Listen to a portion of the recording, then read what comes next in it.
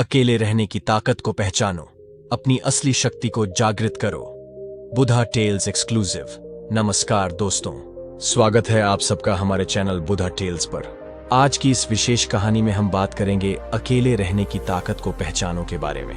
ये कहानी आपको सिखाएगी कि कैसे अकेले रहकर आप अपनी असली शक्ति को जागृत कर सकते हैं और जीवन की चुनौतियों का सामना कर सकते हैं। इस कहानी में रोमांच, प्रेरणा और रहस्य का ऐसा संगम है जो आपको अंत तक बांधे रखेगा। कृपया हमारे चैनल को सब्सक्राइब करें, वीडियो को लाइक और शेयर करें। आपके समर्थन से ही हमारा चैनल आगे बढ़ सकेगा और हम आपके लिए और भी प्रेरणादायी कहानियां ला सकेंगे। आइए जानते हैं अकेले रहने की असली ताकत को कैसे पहचानें। पहला अध्याय, आरंभिक संघर्ष। अंशुल एक ऐसा युवक था जिसने हमेशा से समाज के बीच रहकर अपनी पहचान बनाई थी। वह दोस्तों के बीच हमेशा चर्चित रहता था, लेकिन उसके दिल के कोने में एक अजीब सा खालीपन था। लोगों की भीड़ के बीच वह अक्सर खुद को अकेला महसूस करता था। यह बात उसे दिन रात परेशान करती थी, लेकिन वह इस बात को समझ नहीं पाता था कि उसकी समस्या क्या है। एक दिन उसकी मुलाकात एक प्राचीन तपस्वी से हुई जो उसे जंगल के बीचों बीच मिले। तपस्वी ने अंशुल की आंखों में झांक कर कहा, तुम अपनी असली ताकत से अनजान हो। अंशुल ने उसे न समझते हुए पूछा, कौन सी ताकत? तपस्वी ने मुस्कुराते हुए कहा, अकेले रहने की ताकत। दूसरा अध्याय, एकांत का अर्थ। तपस्वी ने अंशुल को समझाया कि एकांत कोई अभिशाप नहीं, बल्कि यह एक वरदान है। जब तुम अकेले होते हो, तपस्वी ने कहा, तब तुम अपनी आत्मा से जुड़ सकते हो, अपनी सच्चाई को पहचान सकते हो। भीड़ में तुम अपने असली स्वरूप को खो देते हो, लेकिन एकांत में तुम्हारी आत्मा तुम्हें सही मार्ग दिखाती है। अंशुल ने उस दिन पहली बार एकांत की महत्ता को समझा। वह तपस्वी के कहने पर एकांतवास करने के लिए एक गुफा में चला गया। वह वहां पर कई दिनों तक रहा, लेकिन इस बार वह अकेलापन उसे परेशान नहीं कर रहा था। वह महसूस करने लगा कि एकांत में उसकी आत्मा उससे बातें कर रही है। तीसरा अध्याय, आत्मा से संवाद। गुफा में अंशुल ने अपनी आत्मा से संवाद करना शुरू किया। उसने महसूस किया कि वह अपनी जीवन की दिशा को सही समझ रहा है। जब वह लोगों के बीच था, तब वह उनकी अपेक्षाओं में उलझा हुआ था, लेकिन अब वह अपनी आत्मा की आवाज सुन सकता था। आत्मा ने उसे बताया कि वह कौन है, उसकी असली इच्छाएं क्या हैं और उसे किस दिशा में जाना चाहिए। अंशुल ने महसूस किया कि एकांत में उसकी आत्मा ने उसे वह सब कुछ बताया जो वह बाहर की दुनिया में कभी नहीं समझ पाया था। उसकी आत्मा ने उसे उसकी सच्ची शक्तियों का एहसास दिलाया। उसने सीखा कि अकेले रहने से उसकी सोचने की शक्ति, आत्मविश्वास और जीवन की समझ बढ़ी है। चौथा अध्याय, आत्मविश्वास का निर्माण। गुफा में बिताए गए दिनों ने अंशुल को एक नए आत्मविश्वास से भर दिया। वह अब खुद को दूसरों के सामने बेहतर तरीके से प्रस्तुत कर सकता था। उसका आत्मविश्वास इतना मजबूत हो गया कि अब वह दूसरों की राय से प्रभावित नहीं होता था। वह अपनी सोच को बेहतर ढंग से समझने और उसे लागू करने में सक्षम हो गया था। उसने महसूस किया कि अकेले रहकर उसने अपने भीतर की शक्तियों को जागृत किया है। उसे अब समझ में आने लगा कि जब तक वह अपनी आत्मा से संवाद नहीं करेगा, तब तक वह अपनी असली ताकत को नहीं पहचान पाएगा। पांचवां अध्याय, ध्यान और मानसिक शांति। अंशुल ने गुफा में ध्यान करना शुरू किया। ध्यान ने उसे मानसिक शांति और आत्मज्ञान प्राप्त करने में मदद की। उसने महसूस किया कि जब वह एकांत में होता है, तब उसकी मानसिक शांति बढ़ जाती है और वह जीवन की सच्चाई को स्पष्ट रूप से देख सकता है। उसने यह भी सीखा कि ध्यान से उसकी मानसिक शक्ति बढ़ती है और वह जीवन की कठिनाइयों का सामना बेहतर तरीके से कर सकता है। ध्यान करते करते अंशुल ने महसूस किया कि एकांत का मतलब सिर्फ शारीरिक रूप से अकेले होना नहीं है, बल्कि यह एक मानसिक अवस्था है जहां आप अपने विचारों, भावनाओं और इच्छाओं को समझने के लिए समय निकालते हैं। इस अवस्था में आप अपने जीवन के लक्ष्यों को स्पष्ट रूप से देख सकते हैं और उन पर काम कर सकते हैं। छठा अध्याय, खुद से प्यार करना सीखो। एकांत में अंशुल ने यह भी सीखा कि खुद से प्यार करना कितना जरूरी है। उसने महसूस किया कि जब वह अकेला होता है, तब वह अपने आप से जुड़ पाता है और अपनी कमजोरियों और ताकत को पहचान सकता है। उसने सीखा कि खुद से प्यार करने से उसकी आत्मा को शांति मिलती है और वह अपने जीवन में सकारात्मक बदलाव ला सकता है।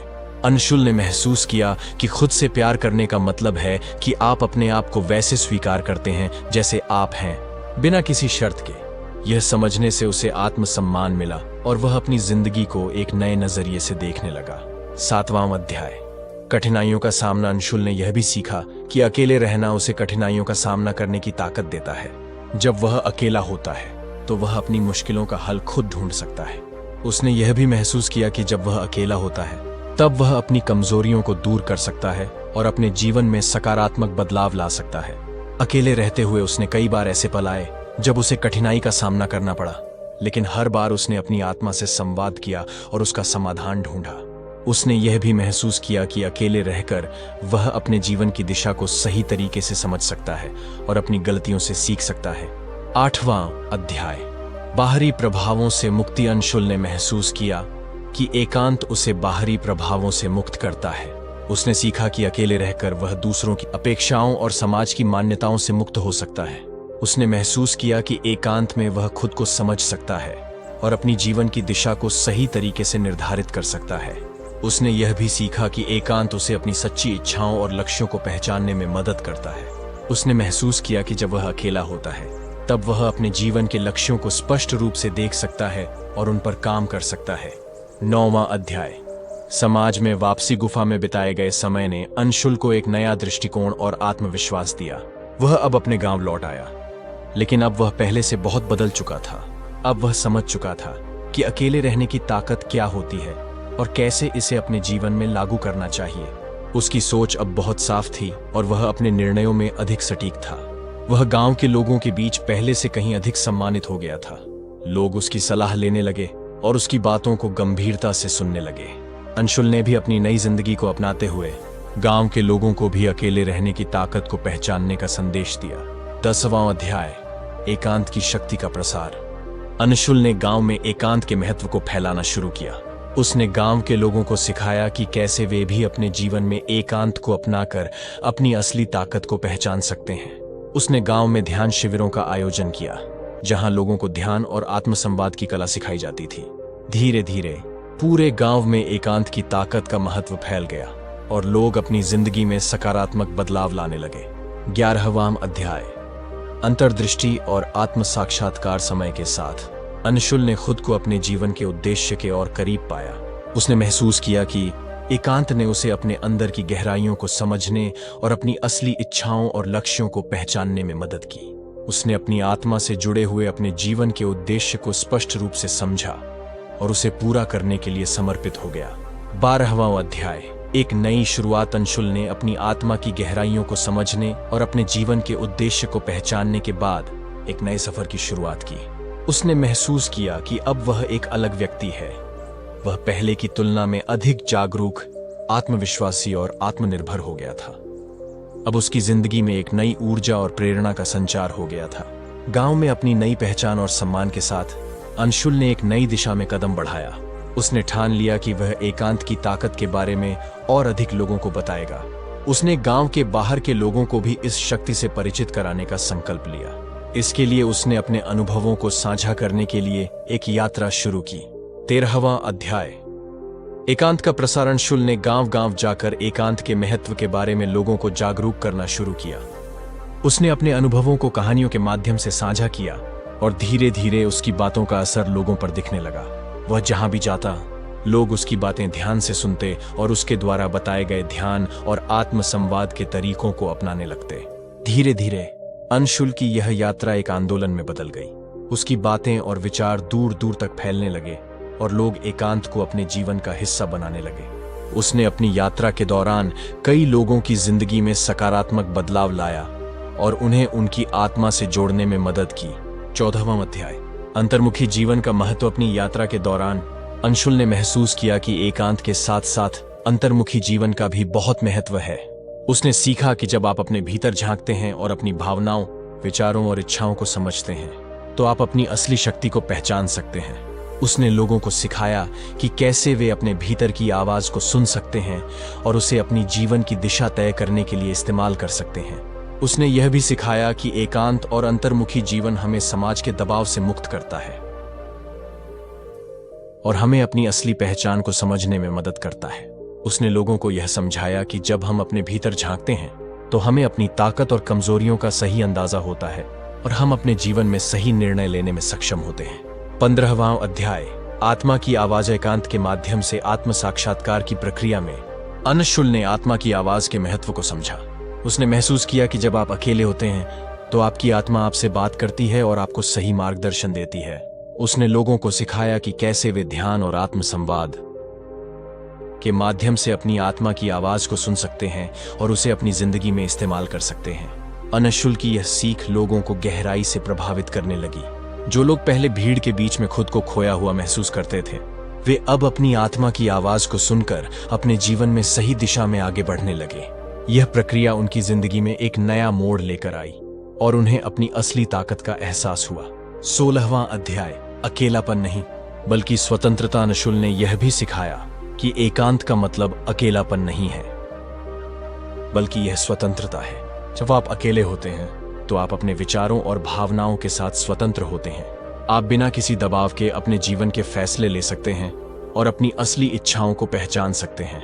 उसने लोगों को यह समझाया कि अकेले रहना एक अवसर है जो आपको अपनी असली शक्ति को पहचानने और उसे इस्तेमाल करने में मदद करता है। इस अध्याय में अनशुल ने कई उदाहरण दिए कि कैसे महान व्यक्तित्वों ने अकेले रहते हुए अपनी सच्ची शक्ति को पहचानने का काम किया। उसने बताया कि कैसे महात्मा बुद्ध, महात्मा गांधी और अन्य महान संतों ने एकांत को अपनाकर अपने जीवन में क्रांतिकारी बदलाव लाए। यह अध्याय लोगों को एकांत के महत्व और उसकी शक्ति को समझने में मदद करता है।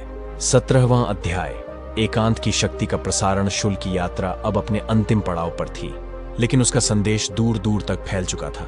उसने पूरे देश में एकांत की शक्ति को पहचानने का संदेश फैलाया और लोगों को अपनी आत्मा से जुड़ने का रास्ता दिखाया। उसने इस प्रक्रिया में कई लोगों की जिंदगी को बदल दिया और उन्हें उनके असली लक्ष्यों को पहचानने में मदद की। अनशुल ने अंततः अपनी यात्रा समाप्त की, लेकिन उसके विचार और उसकी शिक्षाएं लोगों के दिलों में बस गईं। उसके द्वारा सिखाए गए ध्यान, आत्मसंवाद और एकांत के महत्व ने लोगों को उनकी जिंदगी में नई दिशा और उद्देश्य दिया। 18वां अध्याय, अंतहीन यात्रा। अनशुल की यह कहानी यहां समाप्त नहीं होती, क्योंकि एकांत की शक्ति को पहचानने की यात्रा कभी समाप्त नहीं होती। यह एक अंतहीन यात्रा है जहां आप लगातार अपनी आत्मा से संवाद करते रहते हैं और अपनी असली ताकत को पहचानते रहते हैं। अनशुल ने हमें यह सिखाया कि जीवन में कभी भी रुकना नहीं चाहिए, बल्कि हमेशा आगे बढ़ते रहना चाहिए और अपनी आत्मा की आवाज को सुनना चाहिए। इस कहानी के माध्यम से हमें यह समझ में आता है कि एकांत कोई अभिशाप नहीं, बल्कि यह एक वरदान है। यह हमें हमारी असली ताकत को पहचानने और उसे अपने जीवन में लागू करने का अवसर देता है। हमें हमेशा अपने भीतर की आवाज को सुनने की कोशिश करनी चाहिए और उसे अपने जीवन के निर्णयों में शामिल करना चाहिए। दोस्तों, इस कहानी से हमें यह सीखने को मिलता है कि अकेले रहकर हम अपनी असली ताकत को पहचान सकते हैं और जीवन की चुनौतियों का सामना कर सकते हैं। एकांत हमें आत्म साक्षात्कार की ओर ले जाता है और हमें हमारी असली पहचान को समझने में मदद करता है। कृपया इस कहानी को सुनने के बाद हमारे चैनल बुधा टेल्स को सब्सक्राइब करें, वीडियो को लाइक और शेयर करें। आपकी प्रतिक्रिया हमारे लिए महत्वपूर्ण है, तो हमें कमेंट्स में बताएं कि आपको ये कहानी कैसी लगी। आपको अगली वीडियो किस विषय पर चाहिए, कृपया हमें कमेंट में बताएं।